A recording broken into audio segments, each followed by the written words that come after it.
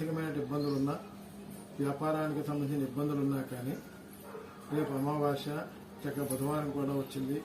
అందులోనూ 2వ తారీఖు 10వ నెల అంటే 1వ. దీనికి చక్కగా మీరు ఒక 27 తమలపాకులు తీసుకోండి.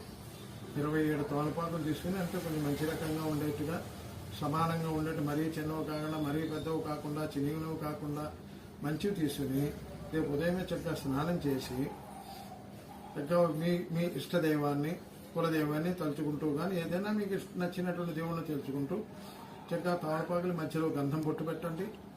దానిపైన చక్కగా కుంకుమ పెట్టండి. తర్వాత ఒక దారం తీసుకోండి. దారాన్ని చక్కగా దానికి కూడా పసుపు రాసి కసబొట్టు పెట్టుకోండి. వీటన్నింటినీ కూడా ఈ తమలపాకుల జాగ్రత్తగా సూదితో కానీ దేంతో కానీ గుచ్చి ఒక ఏంటంటే ఒక తోరణంగా తయారు చేయండి. తోరణంగా తయారు చేసి దానికి గుమ్మానికి దండం పెట్టుకోండి చాలు.